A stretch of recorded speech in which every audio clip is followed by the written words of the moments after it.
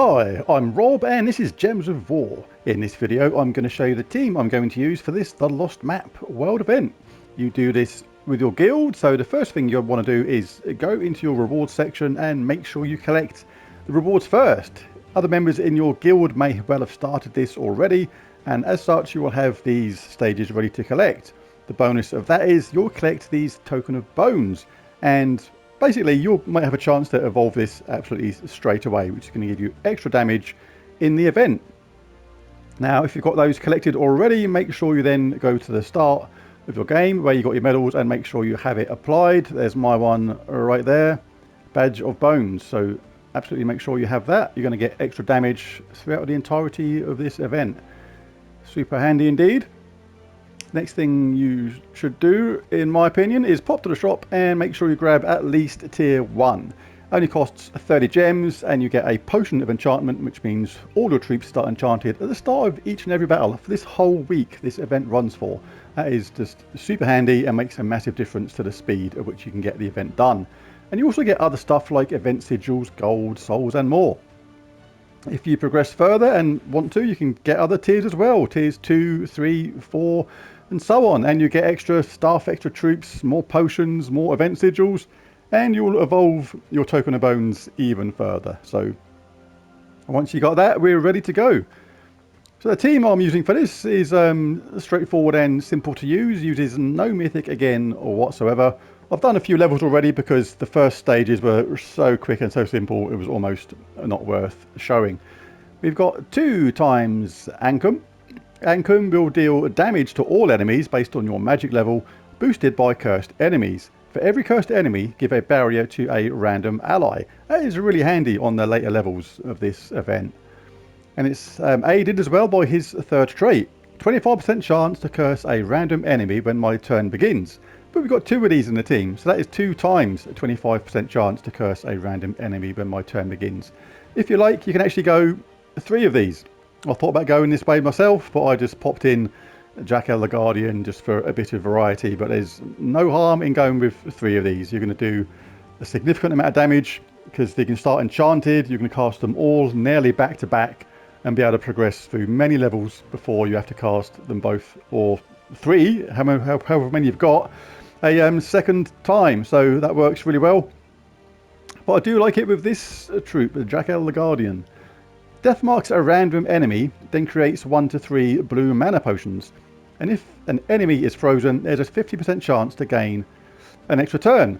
Now, an enemy will be frozen because we're going to be in Elementalist class. And on the champion talents, I've gone for Snap Freeze to ensure someone starts entangled. Insulated, Thunder Fist, that's probably not right, I should change that. Watery Binding, Rock Solid is useful, a Lightning Strike, and Fortitude. But also, obviously, you get this Elemental Force. Stun, Freeze, Burn, and Entangle a random enemy by matching 4 or more gems. It's going to ensure that most of the time we're going to have at least 1 enemy frozen, which really aids this. Then you get the 50% chance of that extra turn. So if none of those mana potions match straight away, we have a chance to match them. And another thing in this is you get these gargoyle gems now, and for that reason I've chosen this weapon at the same time. Explodes 43 purple gems in my case, which are going to feed Jackal the Guardian, as well as hopefully take out those gargoyle gems should they appear. And it has a summon as well, which may well be useful. So that is the team. The banner for this is going to be the Sorrowful Banner, +2 blue, +1 brown, -1 yellow. So let's dive in. As I said, I've jumped forward a few levels.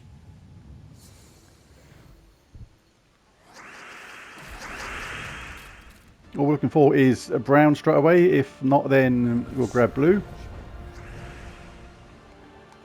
Not worried about that little bit of tickly skull damage they thought about giving me, because we can wipe them all out in a single go with our Ancum.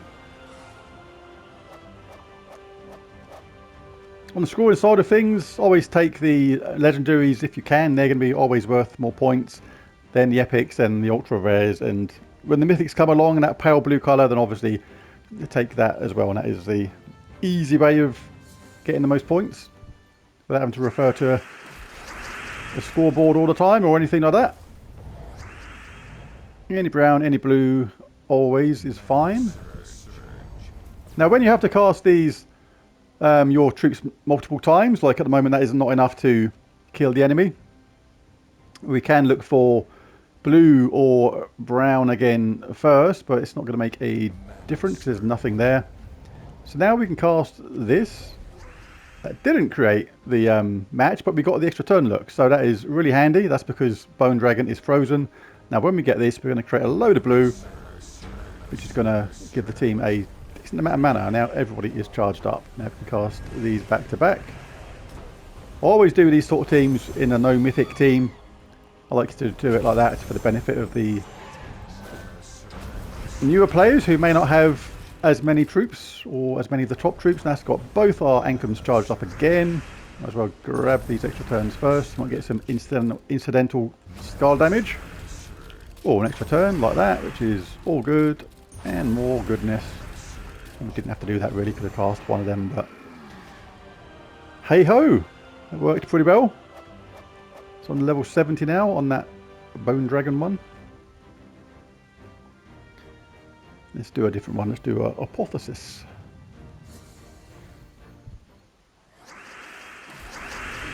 So looking for blue or looking for brown, either will do.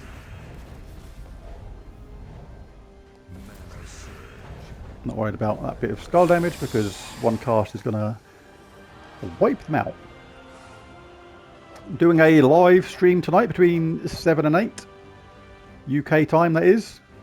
Got a load of vault keys to unlock, something like 400 normal ones and another 50 odd of the epic ones or whatever it is. So that'd be interesting. Right, let's go to the shop. Let's get one more tier.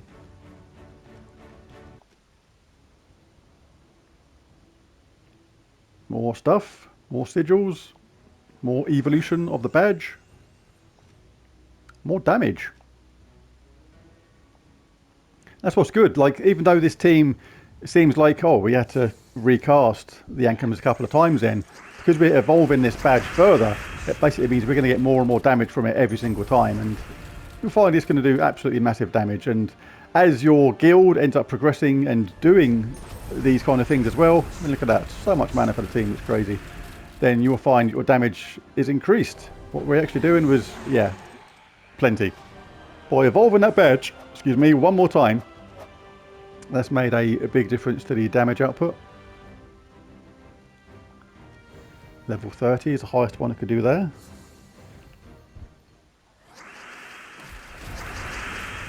Potion of Explosion gives us a mini fast start.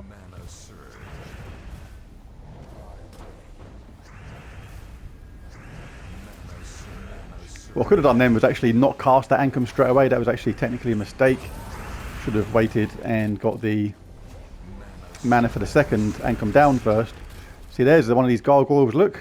These new creatures. Let's cast this, see if we can explode it. We missed it. Didn't actually look to what gems was exploding them, so we'll just get rid of them. That, I believe, is a bad gargoyle. There's good ones and bad ones. I think I'll do a video on that later on.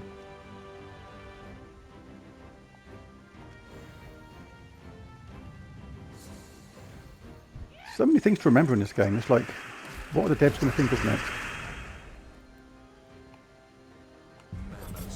I mean, is it important? Is it necessary to bring out new things so often as they are? I don't know. Obviously they have their reasons. They obviously think it needs keeping fresh all the time. That's what I mean about not casting Ankham straight away.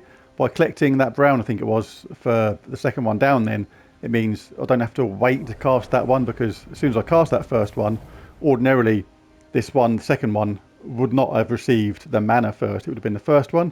So now that theoretically should make things a little bit quicker. What's better to cast? This. We don't have any frozen enemies at the moment, so there's not that many purple either.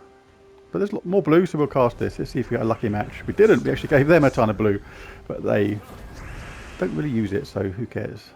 One troop uses blue. I can deal with that. Didn't generate much mana then, because there wasn't that many purples around. Even though there's a purple storm, which there is now. Let's get this red first. That's going to give us a lightning strike.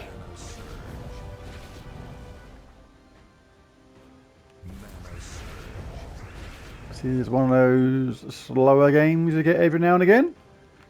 Gems don't always go in your favour. Alright, let's do... See, this is slowing down now, and I feel like this needs minor tweaking. Like a high damage hitter sort of troop.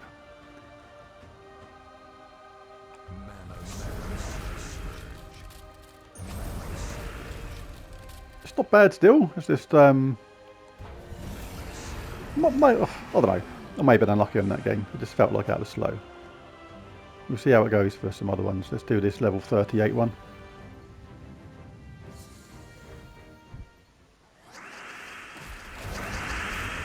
But it's a safe team. It's not always going to be super blindingly fast. You can obviously take skull damage when it's there.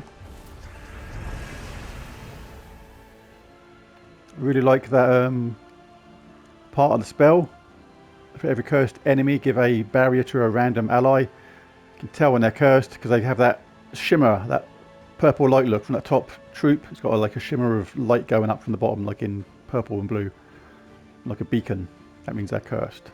It's one of the harder ones to spot. You don't just notice it out the corner of your eye. You can see really easily entangled troops, for example, but cursed is harder to spot without actually making an effort to look at it, if you like.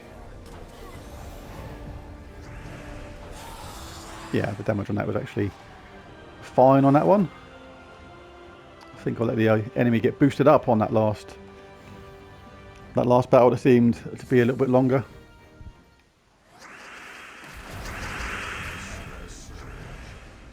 Any brown? Any blue? No. The skulls will do.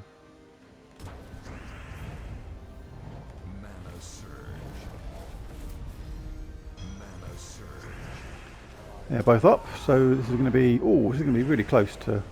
Yeah, we did get them all. Thought I might have a Lingerer. Level 52. So I'll just do a few more because for me all around this team is working good. It's consistent damage. You get a barrier. You can get decent mana generation. You've got a summoner. Pretty good considering the amount of restriction we had on the team, and it uses no mythic at the same time. I do like to show these no mythic teams for the benefit of the players who don't have all the higher level troops yet. Now I'll cast these back to back and that'll be enough.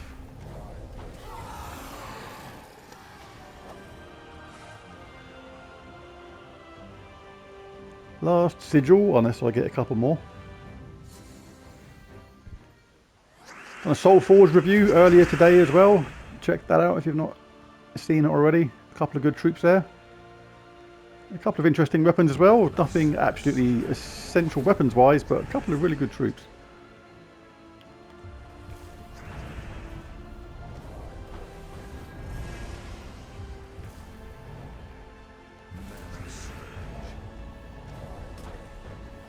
Alright, now let's get this mana for the team using Scarab Raid. Yeah, it works out really good. Let's get that anyway, just out of habit.